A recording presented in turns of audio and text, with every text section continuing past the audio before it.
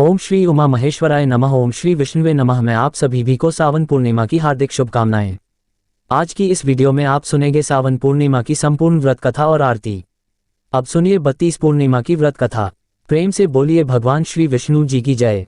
कथा सुनाते हैं माता लक्ष्मी जी की जय। द्वापर युग में यशोदा माँ ने श्री कृष्ण से कहा कि हे कृष्ण, तुम सारे संसार के उत्पन्नकर्ता, पालनहारी और संहारता हो। आज मुझे कोई ऐसा व्रत बताओ जिसको करने से मृत्यु लोक में भी स्त्रियों को विधवा होने का भय ना रहे तथा यह व्रत सभी मनुष्यों की मनोकामना पूर्ण करने वाला हो। श्री कृष्ण कहने लगे, हे माता, तुमने अति सुंदर प्रश्न किया है। मैं तुम्हें ऐसे एक व्रत के बारे में विस्तार से बताता हूँ। सौभाग्य की प्राप्ति के लिए स्त्रियों को 32 पूर्णिमा व्रत करना चाहिए। इस व्रत को करने से स्त्रियों को सौभाग्य की प्राप्ति होती है। यह व्रत अत्यंत सौभाग्य देने वाला और भगवान शिव के प्रति भक्ति को बढ़ाने वाला है। यशोदा जी कहने लगी, हे कृष्ण, प्रथम इस व्रत को मृत्युलोक में किसने किया था? इसके विषय में विस्तार से मुझे बताओ। श्री कृष्ण कहने लगे, इस भूमंडल पर अनेक प्रकार के रत्नों से परिपूर्ण कातिका नाम की एक नगरी थी। वहां चंद्रहास नामक राजा राज्य करता था। उसी नगर में धनेश्वर नाम का एक ब्राह्मण था और उसकी स्त्री अति सुशीला रूपवती थी। दोनों ही उस नगरी में बड़े प्रेम से रहते थे। घर में धन धान्य आदि की कोई कमी नहीं थी, परंतु उनको बहुत बड़ा दुख था कि उनकी कोई संतान नहीं है। एक समय एक बड़ा योगी उस नगरी में आया। वह योगी उस ब्राह्मण के घर को छोड़कर अन्य सभी घरों से भिक्षा लेकर भोजन किया करता था। वह रूपवती से कभी भिक्षा नहीं लेता था।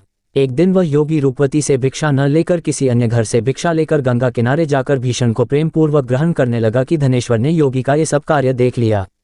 अपनी भिक्षा के अनादर से दुखी होकर धनेश्वर योगी से बोला, हे महात्मन, आप सब घरों से भिक्षा लेते हैं परंतु आप मेरे घर की भिक्षा कभी नहीं लेते, इसका क्या कारण है? योगी ने कहा, निसंतान के घर की भीख पतितों के अन्न के तुल्य होती है और जो पतितों का अन्न खाता है वह भी पतित हो जाता है। क्योंकि तुम निसंतान हो इसलिए पतित हो जाने के भय से मैं तुम्हारे घर की भिक्षा नहीं लेता। धनेश्वर योगी की यह बात सुनकर बहुत दुखी हुआ और हाथ जोड़कर योगी के पैरों में गिर गया और कहने लगा, हे महाराज, यदि ऐसा है तो आप पुत्र प्राप्ति का उपाय बताए। आप सर्वज्ञानी हैं, मुझ पर कृपा कीजिए। हे भगवान, मेरे घर में धन की कोई कमी नहीं है, परंतु मैं पुत्र न होने के कारण अत्यंत दुखी हूँ। आप मेरे इस दुख का हरण करें। आप सामर्थ्यवान हैं। ये सुनकर योगी कहने लगा, हे ब्राह्मण, तुम चंडी की आराधना करो। घर आकर उसने अपनी पत्नी से सब वृतांत कहा और स्वयं तप करने के लिए वन में चला गया। वन में जाकर उसने चंडी की उपासना की और उपवास किए।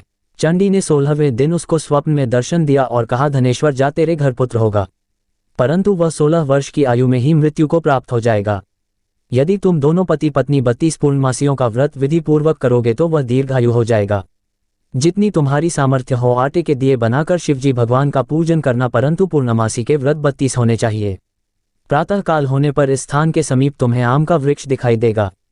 उस पर चढ़कर तुम एक फल तोड़कर शीघ्र ही अपने घर चले जाना और अपनी पत्नी से सब वृतांत कहना। ऋतु स्नान के पश्चात वह स्वच्छ होकर श्री शंकर भगवान का ध्यान करके उस फल को खा लेगी। शंकर भगवान की कृपा से उसको गर्भ हो जाएगा। जब वह ब्राह्मण प्रातःकाल उठा तो उसने एक स्थान के पास ही आम का वृक्ष देखा जिस पर एक अत्यंत सुंदर आम का फल लगा हुआ था। उस ब्राह्मण ने उस आम के वृक्ष पर चढ़कर फल को तोड़ने का प्रयत्न किया, परंतु वृक्ष पर कई बार प्रयत्न करने पर भी वह चढ़ नहीं पाया। तब उस ब्राह्मण को बहुत चिंता हुई। तब विघ्न विनाशक श्री गणेश भगवान की वंदना करने लगा। हे दयानिधि, अपने भक्तों के विघ्नों का नाश करके उनके मंगल कार्य को करने वाले, दुष्टों का नाश करने वाले, रिद्धि सिद्धि प्रदान करने वाले, आप मुझ पर कृपा करके इतना बल दें कि मैं अपने मनोरथ को पूरा कर सकूं। इस प्रकार गणेश जी की प्रार्थना करने पर उनकी कृपा से धनेश्वर वृक्ष पर चढ़ गया और उसने सुंदर आम के फल को तोड़ लिया। और धनेश्वर ने सोचा कि वरदान से फल मिला था वो यही है और कोई फल तो दिखाई नहीं दे रहा। धनेश्वर ब्राह्मण ने जल्दी से घर जाकर अपनी पत्नी को वह फल दे दिया और उसकी पत्नी ने अपने पति के कहे अनुसार उस फल को खा लिया और वह गर्भवती हो गई। देवी जी की असीम कृपा से उसे एक अत्यंत सुंदर पुत्र उत्पन्न हुआ जिसका नाम उन्होंने देवीदास रखा। माता पिता के हर्ष और शोक के साथ वह बालक शुक्ल पक्ष के चंद्रमा की भांति अपने पिता के घर में बड़ा होने लगा। माता भवानी की कृपा से वह बालक बहुत ही सुंदर, सुशील, विद्या पढ़ने में बहुत ही निपुण हो गया। दुर्गा जी की आज्ञा अनुसार उसकी माता ने 32 पूर्णमासी का व्रत रखना आरंभ कर दिया, जिससे उसका पुत्र बड़ी आयु वाला हो जाए। 16वां वर्ष लगते ही देवीदास के माता पिता को बड़ी चिंता हो गई कि कहीं उनके पुत्र की इस वर्ष मृत्यु ना हो जाए। इसलिए उन्होंने अपने मन में विचार किया कि यदि ये दुर्घटना उनके सामने हो गई तो वे कैसे सहन करेंगे। इसलिए उन्होंने देवीदास के मामा को बुलाया और कहा, हमारी एक बहुत बड़ी इच्छा है कि देवीदास 1 वर्ष तक काशी में जाकर विद्या अध्ययन करें और उसको अकेला भी नहीं छोड़ना चाहिए। इसलिए साथ में आप चले जाएं और 1 वर्ष के पश्चात इसको वापस ले आना। सब प्रबंध करके उसके माता पिता ने काशी जाने के लिए देवीदास को एक घोड़े पर बिठाकर उसके मामा के साथ भेज दिया। परंतु ये बात उसके मामा या किसी और से नहीं बताई। धनेश्वर तथा उसकी पत्नी ने अपने पुत्र की मंगल कामना तथा दीर्घायु के लिए भगवती दुर्गा की आराधना और पूर्णमासियों का व्रत करना आरंभ कर दिया। इस प्रकार बराबर 32 पूर्णमासी के व्रत को उन्होंने पूरा किया। कुछ समय पश्चात एक दिन वह मामा और भांजा मार्ग में रात बिताने के लिए किसी गांव में ठहरे हुए थे।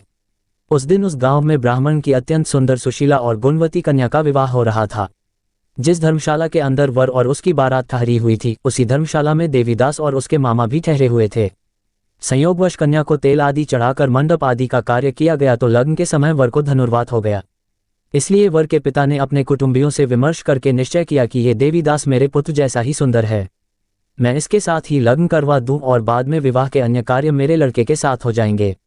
ऐसा सोचकर देवीदास के मामा से जाकर बोला कि तुम थोड़ी देर के लिए अपना भांजा हमें दे दो, जिससे विवाह के लग्न का सब कार्य सुचारू रूप से हो सके। तब देवीदास का मामा कहने लगा, जो कुछ भी वधू पक्ष से कन्यादान के समय वर को मिले वह सब हमें दे दिया जाए तो मेरा भांजा इस बारात का दूल्हा बन जाएगा। ये बात वर के पिता ने स्वीकार कर लेने पर उसने अपना भांजा वर बनने के लिए भेज दिया और उसके साथ सब विवाह कार्य विधि पूर्वक संपन्न हो गए। पत्नी के साथ वह भोजन करने के पश्चात बहुत उदासीन और दुखी हो गया। उसने सब बातें जो वर के पिता और उसके मामा में हुई थी लड़की को बता दी। तब कन्या कहने लगी कि यह ब्रह्मा विवाह के विपरीत कैसे हो सकता है। देव, ब्राह्मण और अग्नि के सामने मैंने आपको ही अपना पति माना है, इसलिए आप ही मेरे पति हैं। मैं आपकी ही पत्नी रहूंगी, अन्य किसी की नहीं। देवीदास ने कहा, ऐसा मत करिए क्योंकि मेरी आयु बहुत कम है।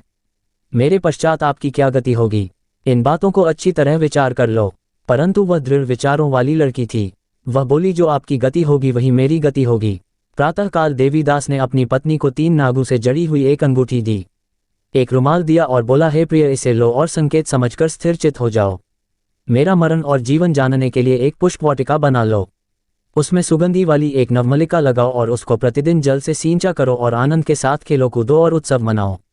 जिस समय और जिस दिन मेरा प्रणात होगा ये फूल सूख जाएंगे और जब ये फिर से हरे हो जाए तो समझ लेना मैं जीवित हूँ। ये बात निश्चय करके समझ लेना, इसमें कोई भी संशय नहीं है। इतना कहकर देवीदास वहां से चला गया और प्रातःकाल होते ही वहां पर गाजे बाजे बजने लगे और जिस समय विवाह कार्य समाप्त करने के लिए वर तथा सब बाराती मंडप में आए तो कन्या ने वर को भली प्रकार से देखकर अपने पिता से कहा, यह मेरा पति नहीं है। मेरा पति वही है जिसके साथ रात्रि में मेरा पानी ग्रहण हुआ था, इसके साथ मेरा विवाह नहीं हुआ है। यदि यह वही पुरुष है तो बताइए कि मैंने इसको क्या दिया। वधू पक्ष और कन्या पक्ष कन्यादान के समय जो आभूषण आदि दिए गए थे वो दिखाए तथा रात में क्या गुप्त बातें मैंने इनसे कही वह सब सुनाए। पिता ने उसके कहे अनुसार वर को बुलाया। कन्या की यह सब बातें सुनकर वह कहने लगा, मैं नहीं जानता। इसके पश्चात लज्जित होकर वह वहां से चला गया और सारी बारात भी अपमानित होकर वहां से लौट गई। भगवान श्री कृष्ण बोले, हे माता, इस प्रकार देवीदास काशी विद्या अर्जन के लिए वहां से चले गए और जब कुछ समय बीत गया तो काल से प्रेरित होकर एक सर्परात्रि के समय उसको डसने के लिए वहां पर आया। उस विषधर के प्रभाव से उसके शयन का स्थान चारों ओर से विष की ज्वाला से विषैला हो गया, परंतु व्रत के प्रभाव से उसको काट नहीं पाया क्योंकि पहले ही उसकी माता ने 32 पूर्णमासी का व्रत रखा था। इसके बाद मध्याह्न के समय स्वयं काल वह आया और उसके शरीर से प्राणों को निकालने का प्रयत्न करने लगा, जिससे वह मूर्छित होकर पृथ्वी पर गिर गया। उसी समय माता पार्वती के साथ भगवान शंकर वहां आ गए। उसको मूर्छित दशा में देखकर माता पार्वती जी ने शंकर जी से प्रार्थना की, हे महाराज, इस बालक की माता ने पहले ही 32 पूर्णिमा का व्रत पूरा किया था, जिसके प्रभाव से आप इसको प्राणदान दें। माँ भवानी के कहने पर भक्तवत्सल भगवान शिव जी ने उसको प्राणदान दे दिया। इस व्रत के प्रभाव से काल को भी पीछे हटना पड़ा और देवीदास स्वस्थ होकर बैठ गया। उधर उसकी पत्नी उसके काल की परीक्षा किया करती थी।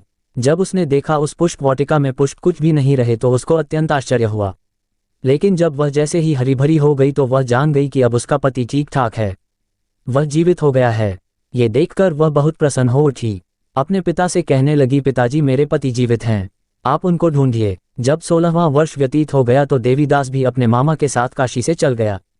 इधर उसके ससुर उसको ढूंढने के लिए अपने घर से जाने ही वाले थे कि वे दोनों मामा भांजा वहां पर आ गए। उनको आया हुआ देखकर उनके ससुर को बड़ी प्रसन्नता हुई और वह उन्हें अपने घर ले गए। उस समय नगर के निवासी भी वहां इकट्ठे हो गए और सबने निश्चय किया कि अवश्य ही इसी बालक के साथ कन्या का विवाह हुआ था। उस बालक को कन्या ने जब देखा तो पहचान लिया कि यह तो वही है जो संकेत करके गया था। कुछ दिन बाद देवीदास ने अपनी पत्नी और मामा के साथ अपने ससुर के घर से बहुत सारे उपहार लेकर अपने माता पिता के घर गए। अपने गांव के निकट पहुंचने पर कई लोग उठकर उसके माता पिता को पहले ही खबर देने चले गए कि तुम्हारा पुत्र देवीदास अपनी पत्नी और मामा के सहित आ रहा है। ऐसा समाचार सुनकर माता पिता को विश्वास नहीं हुआ, परंतु जब और लोगों ने भी आकर यही बात उन्हें बताई तो उनको बड़ा आश्चर्य हुआ। लेकिन थोड़ी देर में देवीदास ने आकर अपने माता पिता के चरणों में अपना सर रखकर प्रणाम किया और उसकी पत्नी ने अपने सास ससुर के चरणों को स्पर्श किया तो माता पिता ने अपने पुत्र और पुत्रवधू को हृदय से लगा लिया और दोनों की आंखों में प्रेम अश्रु बहने लगे। अपने पुत्र और पुत्रवधू के आने की खुशी में धनेश्वर ने बड़ा ही भारी उत्सव किया और ब्राह्मणों को दान दक्षिणा देकर प्रसन्न किया। श्री कृष्ण भगवान कहने लगे, इस प्रकार धनेश्वर 32 पूर्णमासियों के व्रत के प्रभाव से पुत्रवान हो गया। जो भी स्त्रियां 32 पूर्णमासी के व्रत को करती है वे जन्म जन्मांतर में वैधव्य का दुख नहीं भोगती और सदैव सौभाग्यशाली रहती है। व्रत करने वाला चाहे स्त्री हो या पुरुष भगवान शंकर की कृपा से संसार के सकल आनंद भोगकर अंत में आवागमन रहित होकर शिवलोक को प्राप्त होता है। प्रेम से बोलिए श्री लक्ष्मी नारायण भगवान की जय, उमा महेश्वर भगवान की जय। अब सुनिए पूर्णिमा व्रत की दूसरी कथा। पौराणिक कथा के अनुसार एक बार की बात है, किसी नगर में एक सेठ और सेठानी रहते थे। सेठानी प्रतिदिन श्री हरि भगवान विष्णु की पूरी श्रद्धा से पूजा अर्चना किया करती थी, लेकिन उसका पूजा करना उसके पति यानी सेठ को बिल्कुल भी पसंद नहीं था। इसी कारण सेठ ने एक दिन अपनी पत्नी को घर से निकाल दिया। घर से निकाले जाने के बाद सेठानी जंगल की तरफ निकल पड़ी। रास्ते में जाते समय सेठानी ने जंगल में 4 आदमी को देखा जो मिट्टी खोद रहे थे। तब सेठानी उन आदमी के पास गई और उन लोगों से कहा, कृपया आप मुझे किसी काम पर रख लें। इसके बाद चारों आदमी ने सेठानी को नौकरी पर रख लिया। सेठानी के हाथ पांव बहुत ही कोमल थे, इस वजह से काम करते करते उसके हाथ पर छाले पड़ गए। सेठानी के हाथों को देखकर चारों आदमी ने कहा कि तुम ये काम छोड़ दो, तुम किसी अच्छे घर खानदान की लगती हो, इसकी जगह तुम हमारे घर के काम में हाथ बटा दो। सेठानी इस काम के लिए राजी हो गई। फिर वे चारों आदमी सेठानी को अपने घर ले गए। वहां चारों आदमी हर दिन 4 मुट्ठी चावल लाते थे और आपस में बांटकर उसे खा लेते थे। ये देखकर सेठानी को बहुत बुरा लगा। अगले दिन सेठानी ने चारों से कहा, सुनो भाई, तुम लोग कल से 4 मुट्ठी की जगह 8 मुट्ठी चावल लेकर आना। सेठानी के कहे अनुसार चारों आदमी अगले दिन 8 मुट्ठी चावल लेकर आए। उस चावल को सेठानी ने पकाकर सबसे पहले भगवान विष्णु को भोग लगाया और फिर चारों आदमियों को परोसा। जब चारों आदमी ने उस भोग लगाए भोजन को खाया तो उन लोगों को बहुत स्वादिष्ट लगा। उन्होंने सेठानी से कहा, बहन, आज जो तुमने खाना बनाया वह बेहद स्वादिष्ट है। इस पर सेठानी ने कहा, यह भोजन भगवान विष्णु का झूठा है, इसी वजह से आप लोगों को यह बहुत स्वादिष्ट लग रहा है। उधर सेठानी के जाने के बाद से सेठ भूखा रहने लगा। आसपास के लोग उसे देखकर ताने भी मारते थे कि यह आदमी सिर्फ अपनी पत्नी की वजह से ही भोजन किया करता था। ऐसा बार बार सुनने के बाद सेठ एक दिन अपनी पत्नी की तलाश में जंगल की तरफ निकल पड़ा। रास्ते में सेठ को मिट्टी खोदते हुए वही 4 आदमी दिखाई दिए। उसे देखकर सेठ ने कहा, सुनो भाई, क्या तुम मुझे काम पर रख सकते हो? तब चारों आदमी ने उसे काम पर रख लिया, किंतु मिट्टी खोदने से सेठ के हाथों में भी छाले पड़ने लगे, यहाँ तक कि उनके बाल भी उड़ गए। ये देखकर चारों आदमी को सेठ पर दया आ गई और उसने कहा, सुनो भाई, तुम इस काम को छोड़ दो, तुम किसी अच्छे घर के लगते हो, तुम हमारे घर चलो, वहाँ कुछ काम में हाथ बटा लेना। सेठ ने उन चारों की बात मान ली और वह उनके साथ उनके घर चले गए। घर पहुंचने के बाद सेठ ने जैसे ही सेठानी को देखा वह पहचान गए, लेकिन सेठानी घूंघट में थी और सेठ के चेहरे को नहीं देख पाए। इस वजह से वह अपने पति को नहीं पहचान पाए। हर दिन की तरह इस दिन भी सेठानी ने भोजन बनाकर विष्णु भगवान को भोग लगाया और सभी को खाना परोसने लगी। जैसे ही सेठानी सेठ को भोजन देने लगी तब स्वयं भगवान विष्णु ने सेठानी का हाथ पकड़ लिया और कहा, ये तुम क्या कर रही हो? ये सुनकर सेठानी ने कहा, मैं कुछ नहीं कर रही हूँ, मैं तो बस भोजन दे रही हूँ, भगवान विष्णु ने मेरा हाथ पकड़ लिया है। तब सेठानी से चारों आदमी ने कहा, हमें भी भगवान विष्णु के दर्शन कराओ। इसके बाद सेठानी हाथ जोड़कर भगवान विष्णु से अनुरोध करने लगी, हे प्रभु, आप मेरी तरह इन्हें भी दर्शन दें। तब भगवान विष्णु वहां प्रकट हो गए। इस दृश्य को देखते ही सेठ ने सेठानी से क्षमा मांगी और उसे अपने घर साथ चलने को कहा। फिर चारों भाइयों ने बहुत सारा धन देकर अपनी बहन को विदा किया। इस घटना के बाद से सेठ भी भगवान विष्णु के भक्त बन गए और उनकी श्रद्धापूर्वक पूजा करने लगे। ऐसा करने से सेठ सेठानी के घर फिर से धन की वर्षा होने लगी। मान्यता है कि पूर्णिमा का व्रत रखकर इस कथा को सुनने से भगवान श्री विष्णु जी की कृपा से सभी के घर धन धान्य से भर जाते हैं और सभी के दुख दूर होते हैं। प्रेम से बोलिए भगवान श्री विष्णु जी की जय। अब सुनिए विष्णु भगवान की आरती। जय जगदीश हरे, स्वामी जय जगदीश हरे। भक्तजनों के संकट क्षण में दूर करे। ओम जय जगदीश हरे। जो ध्यावे फल पावे, दुख बिन से मन का सुख संपत्ति घर आवे, कष्ट मिटे तन का। ओम जय जगदीश हरे। मात पिता तुम मेरी शरण, गहूँ किसकी तुम बिन, और न दूजा आस करूं जिसकी। ओम जय जगदीश हरे। तुम पूर्ण परमात्मा, तुम अंतर्यामी पारब्रह्म परमेश्वर, तुम सबके स्वामी। ओम जय जगदीश हरे। तुम करुणा के सागर, तुम पालन करता, मैं मूर्ख खलमी, कृपा करो भरता। ओम जय जगदीश हरे। तुम हो एक अगोचर, सबके प्राणपति, किस विधि मिलूं दया में तुमको मैं कुमति। ओम जय जय जगदीश हरे। दीन बंधु दुख हरता तुम ठाकुर मेरे, अपने हाथ उठाओ द्वार पड़ा तेरे। ओम जय जगदीश हरे। विषय विकार मिटाओ, पाप हरो देवा, श्रद्धा भक्ति बढ़ाओ, संतन की सेवा। ओम जय जगदीश हरे। तन मन धन और संपत्ति सब कुछ है तेरा, तेरा तुझको अर्पण क्या लागे मेरा। ओम जय जगदीश हरे। श्री जगदीश स्वामी जी की आरती। जो कोई नर गावे, कहत शिवन स्वामी, कहत शिवन स्वामी, मन वांछित फल पावे। ओम जय जगदीश हरे। जय जगदीश हरे। स्वामी जय जगदीश हरे। भक्त जनों के संकट क्षण में दूर करे। ओम जय जगदीश हरे। ओम जय जगदीश हरे। ओम जय जगदीश हरे। प्रेम से बोलिए भगवान विष्णु जी और माता लक्ष्मी जी की जय। आपको ये कथा पसंद आई हो तो वीडियो को लाइक करिएगा, शेयर करिएगा, कमेंट में भगवान श्री लक्ष्मी नारायण जी और श्री उमा महेश्वर भगवान की जय जरूर लिखिएगा और हमारे हिंदी स्टोरी चैनल को सब्सक्राइब जरूर करिएगा। जय श्री राधे कृष्णा।